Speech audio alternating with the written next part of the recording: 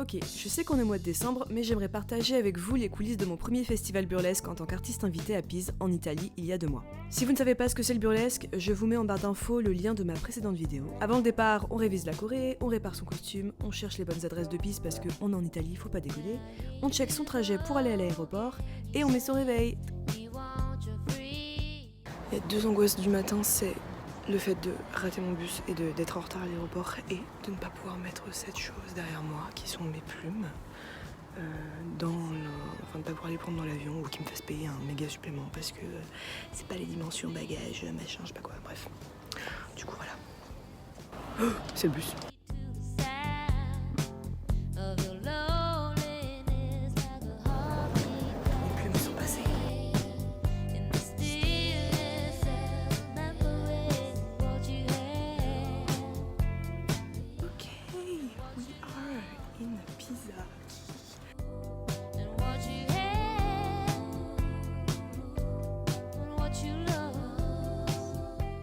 Alors je fais un petit brief quand même sur ce festival, c'est un festival qui dure 2 jours, donc samedi soir, dimanche soir, moi je performe le dimanche, mais je suis venue le samedi matin pour pouvoir assister au spectacle du samedi.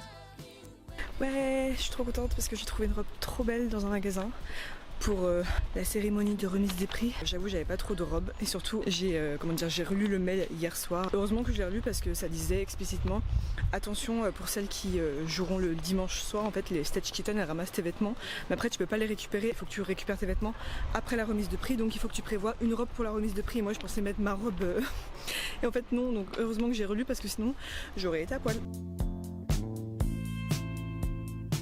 Autre défaut, j'ai du mal à faire la mise au point sur ma tête. Et en plus de ne pas avoir de robe, je n'aurai pas de chaussures non plus parce que plus de place dans ma valise.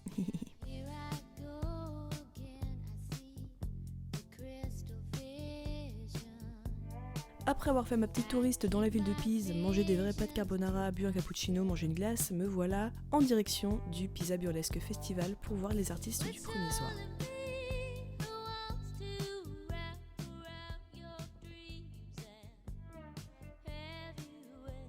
Today is the day de la performance. J'ai peur. Non, j'ai pas peur ça. Non, c'est trop cool. Je suis trop contente. J'ai trop hâte en vrai.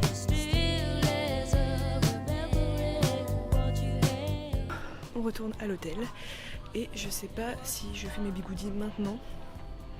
Et du coup, je passe toute la journée avec. C'est hyper relou, mais en même temps, ça va me faire des beaux cheveux. Ou si j'attends, en sachant que mes boucles vont peut-être tomber comme j'ai les cheveux raides as fuck. Je sais pas, je n'ai pas de technique encore.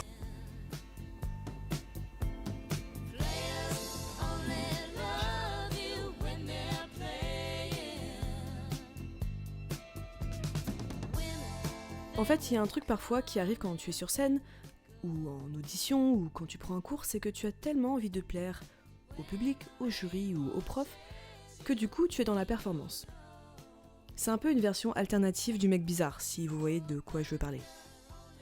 On a tellement envie de plaire que du coup on se regarde faire, on se regarde danser, on se regarde jouer, on se regarde chanter, et on n'est pas dans son corps, on est à l'extérieur de nous-mêmes.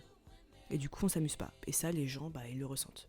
Le public le ressent, les spectateurs, les profs, qui tu veux le ressent.